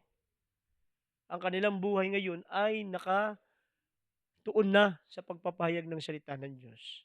Dahil kasama sa propesya na kailangan globally na ipangaral ang salita ng Diyos bago mangyari ang wakas. Dahil pagdating ng pangaral, diyan naman lilitaw ang Antichrist at diyan naman babalik ang ating Panginoong Kristo. Kaya mayroong magaganap po ng mga sunod-sunod. At alam niyo po, ako po'y nananabik. Dahil ang schedule po ng ating pong around April 17, kung di ako nagkakamalim, magsisimula na po tayo uling mangaral sa lansangan. Natataon at napapanahon. Hindi ko alam, pero alam ko na yung mga dating pinapanalangin kong kagamitan sa pangaral, nakikita ko yung malapit ng ibigay ng Diyos. Sa kadahilanan po, mga minamahal, na pala ang buhay ko at buhay mo, kung sakaling ikaw ay tutugon sa ebanghelyo, ay doon pala tayo nakaplano. Ang buhay pala natin ay nakaplano para magpatotoo tungkol lang sa Panginoong Kristo. Tayo pala yung mga taong tatayo alang-alang sa ebanghelyo ng Panginoon, na kahit ay baliwalain, pagtawanan at tuyain. Alam niyo po ba na ang senyales, bago ako magtapos, ang senyales ng puspos? Gusto niyo malaman ang senyales ng puspos? Sila'y mga witness. Dahil nung bumabas ang Espiritu Santo, sabi ng Panginoon, sila'y magiging witness hanggang sa end ng earth. That's why ang Holy Spirit ay pupuspusin tayo para tayo equip na maging witness sa huling panahon. Hindi ko alam kung ano mga sunod na kabanata ng paglilingkod natin, pero alam ko, kasama tayo sa isusugo sa pangangaral ng salita ng Diyos. May pera man o wala, mangangaral tayo, mga minamahal. Ako excited na po kasi pagkatapos ng camp, at alam niyo po maraming struggle ako pinagdadaan sa camp.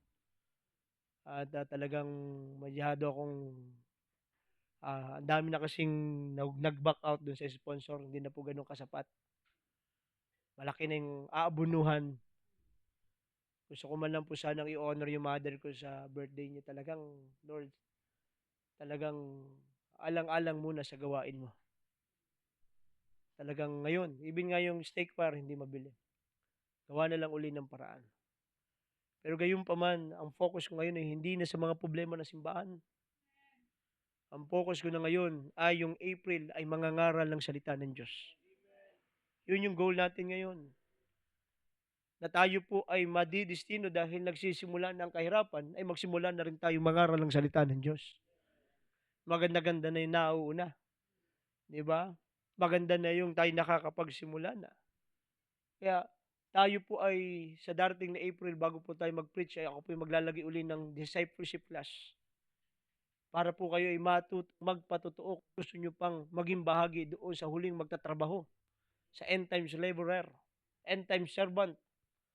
Dahil meron talaga pong tatawagin. At alam niyo po, ang pangako ng Diyos, sino bang maliligtas sa end times? Yung mga taong tumugon doon. Sabi ng Bible, bibigyan sila ng buhay.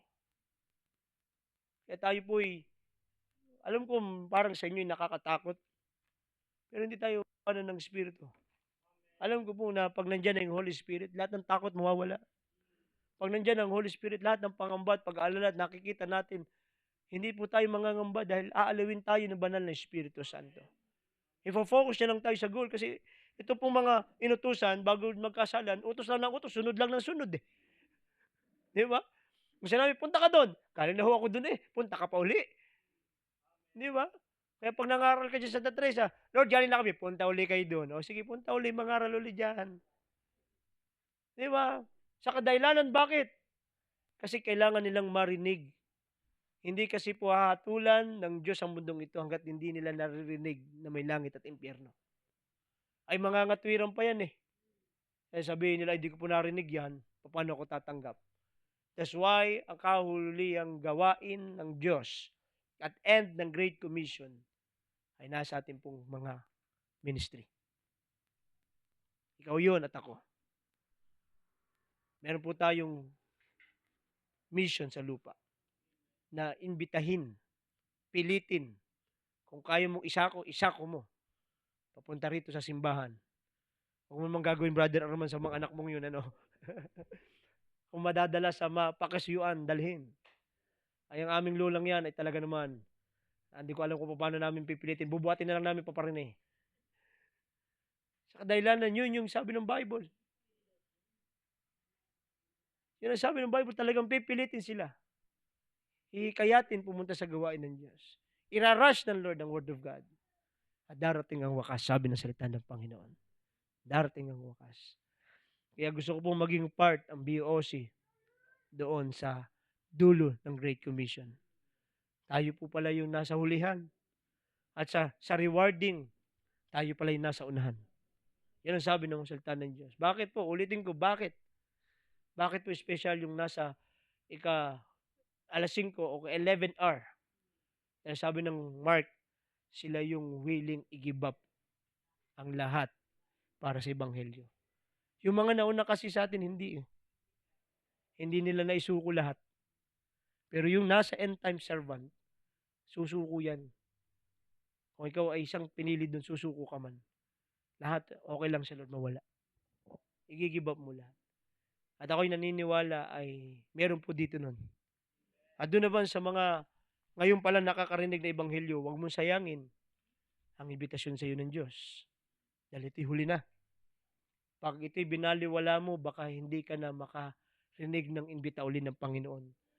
At pag binaliwala, kasi alam niyo po yung mga taong imbitahan natin na magbabaliwala, ang sunod na magagalit ng Diyos sa kanila. Yan ang sabi ng Bible, nabasa natin kanina, magagalit ng Diyos sa kanila at ang lunsod nila ay tutupukin ng Diyos. That is tribulation. Kaya akala nung mga iba, may susunod pa. Tribulation ng kasunod. Kapigatian ng kasunod. Kaya kung ibabaliwalain natin pang imbitasyon ng Diyos, kapigatian ng kasunod. Kasi kung ikay maiwanan sa pagbabalik ng Panginoon, saluhin mo lahat ng asteroid diyan babagsak. Mahirap mabuhay sa uling panahon pag naiwanan sa pagbabalik ng Panginoon Kristo. Kaya napaka-special ng mission mo. Sabi mo nga sa katabi mo, special ka. Amen, meron tayong special mission. Amen. Hindi ko alam, pero kakaunti man tayo, pero at least kasama pa rin tayo sa tinawag ng Diyos sa uling panahon. Habang lumalapit pang mangawit at manunugtog. Tayo po yung umawit muna ng isang awitin bago tayo magbanal na hapunan.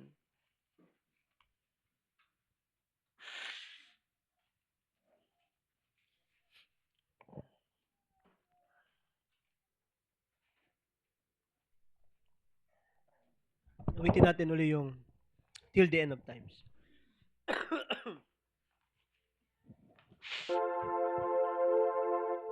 Malinaw na sinabi ng salita ng Diyos, mga iniibig, na pag dumating na yung digmaan, sunod ay kahirapan.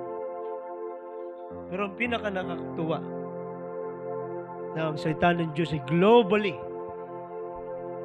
muling i-activate ng Diyos ang mga evangelists, muling i-activate ng Diyos ang kanyang mga witness. Tatayo ang generation ito. Tatayo ang generation ito. Sila ay mangangaral sa salita ng Diyos. Huwag po kayong matatakot, mga manggagawa sa pangangaral ng salita ng Diyos. Purihin ang Panginoong banal.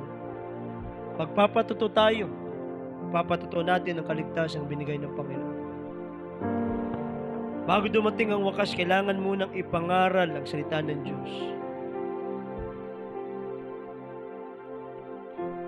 Ngunit dapat munang may pangaral sa lahat ng bansa ang mga magandang balita bago dumating ang salita ng Panginoon. Yan.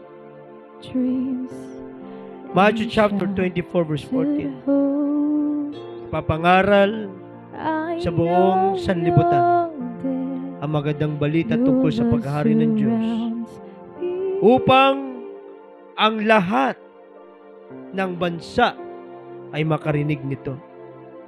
At kung maganap na ito, darating ang katapusan. Merong malaking mission sa huling panahon. Handa ka ba na tumugon sa panawagan ng Diyos? Handa ka ba na tumayo? Dahil malinaw na sinabi ng Bible, makakaranas tayo ng rejection. Samot-samong kadahilanan ang ating mapapakinggan. At ang pinakalulunus pa nga, tayo'y sunggaban, saktan, ipahamak. Pero mananatili ka pa bang nakatayo?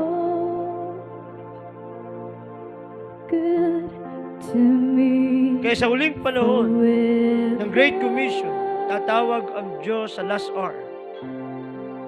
At ang katanungan, Lord, narito ako. Handa akong tumayo. Handa akong magpatotoo. Handa akong ihayag ang salita mo. Handa akong iwanan ang lahat, bigay ang lahat. Tumayo para sa pangangaral ng salita ng Diyos. Pero pangako ng Panginoon, isang buhay na ganap kasama niya. Minamahal, sa huling panahon, wala nang importansya ang buhay na ito. Sa huling panahon, wala nang importansya ang mga bagay na meron tayo. Importante makasunod na tayo sa pinapagawa ng Diyos. Tayo po'y tumayong lahat, tumawid po tayo sa Panginoon. Oh, hallelujah! When I'm alone in winter's cold, with broken dreams and shattered hopes, I know you're there. Your love Hallelujah. surrounds me. We glorify your name, my Lord. My heart is still, my heart is lost for heaven's touch, for heaven's door.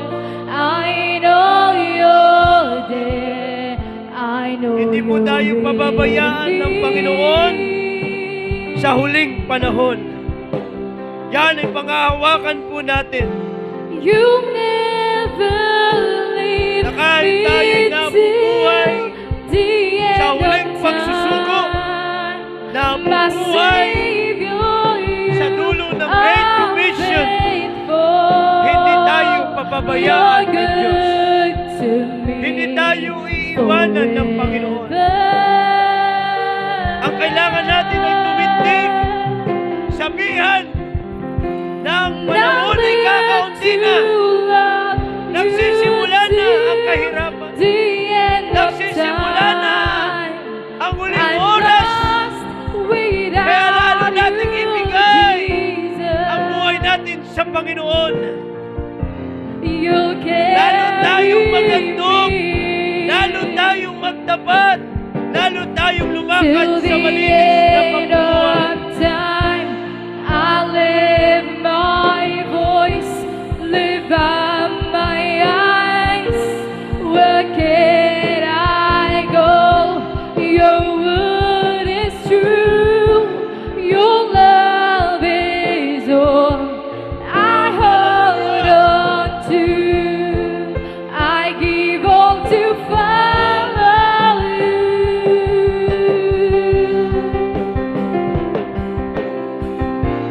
Now lift my voice, lift up my eyes. Where can I go? Your word is true.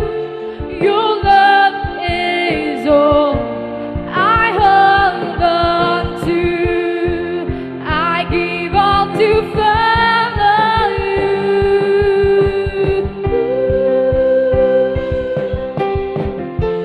You'll never leave me till the end of time. My Savior, you are faithful.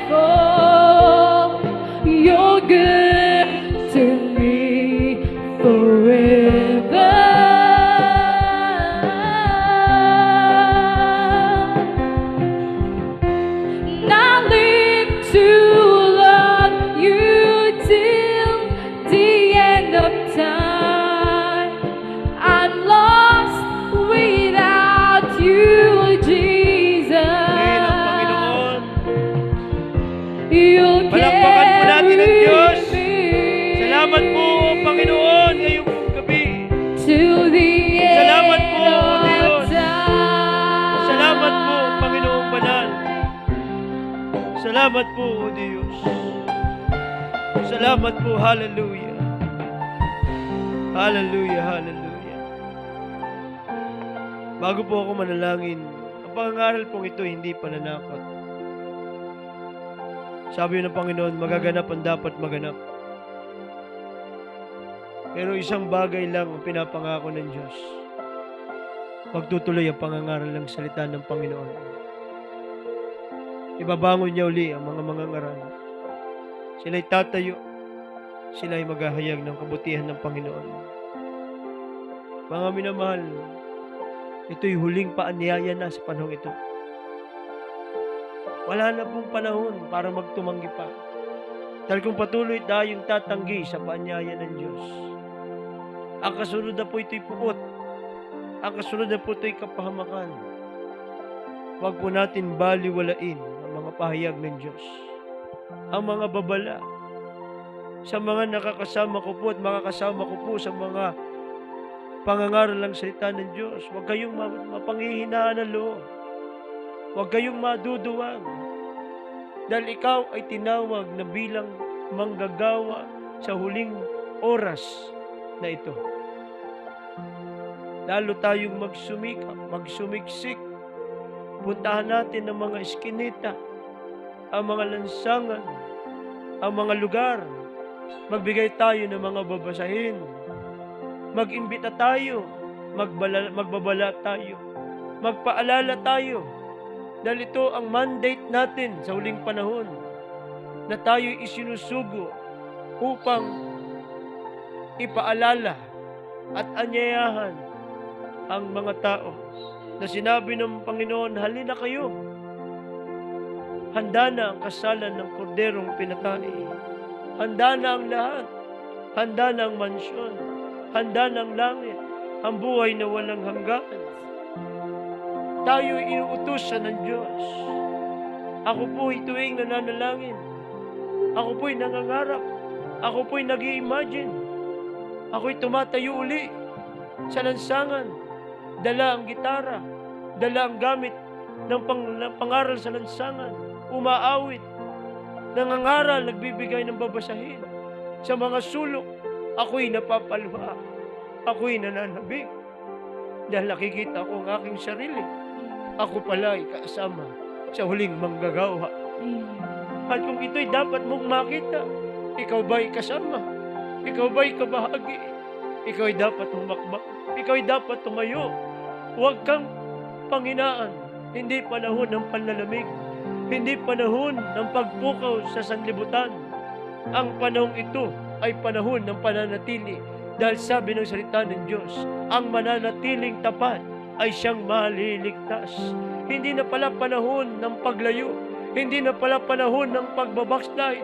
Hindi na pala panahon, hallelujah, ng paghinto. Ang panahon ay panahon ng lalong maging tapat. Pagbawat pagising, lalo tayong maging tapat.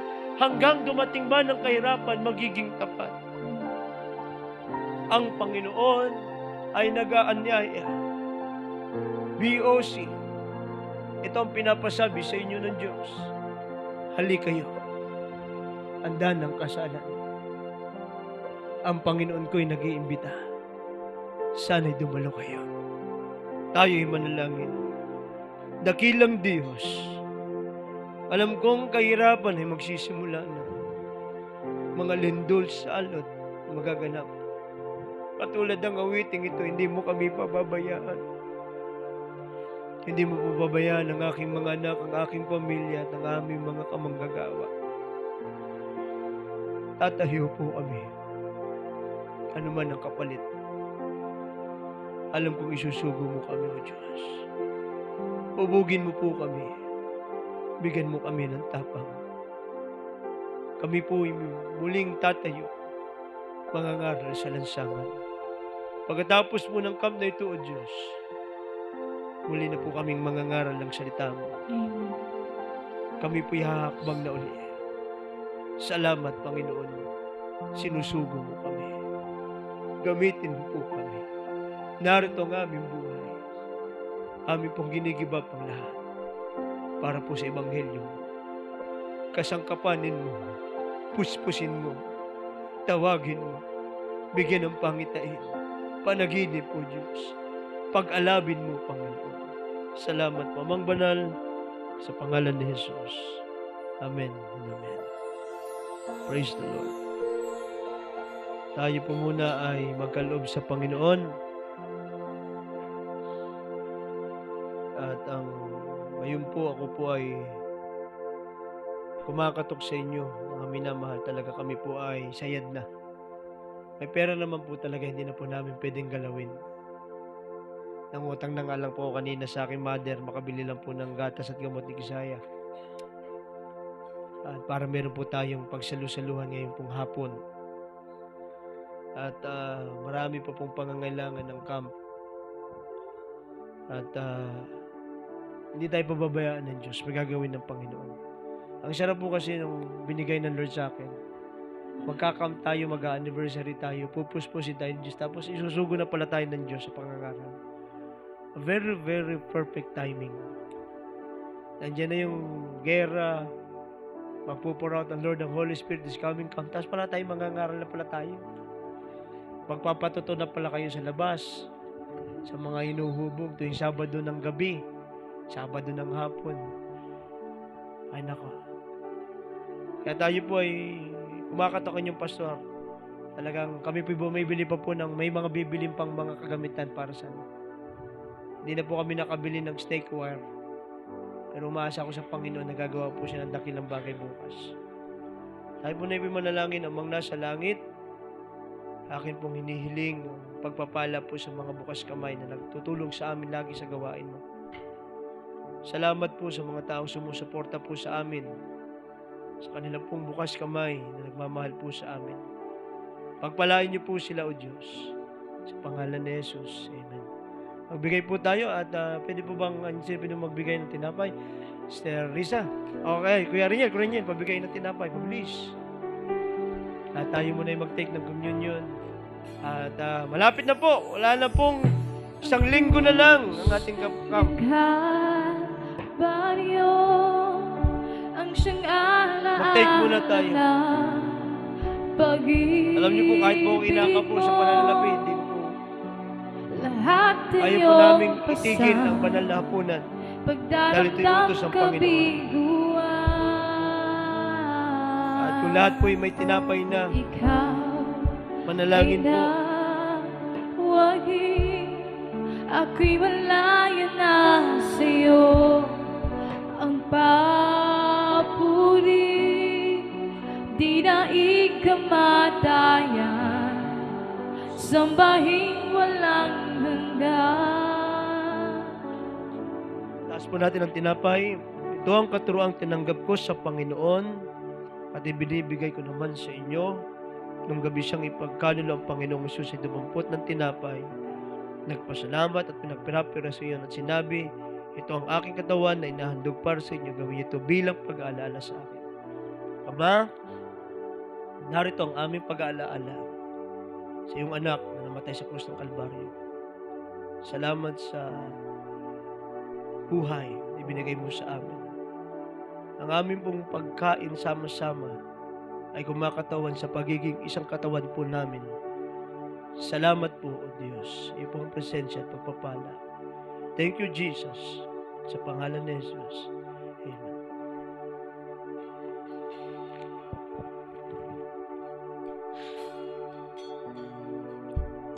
Dakilang Diyos, kami po'y kakain sa iyong hapagan. Pagpalaan niyo po kami pagsasaluhan sa pangalan ni Jesus. Amen. Tayo po'y kumain. Praise the Lord. Salo-salo po tayong kumain.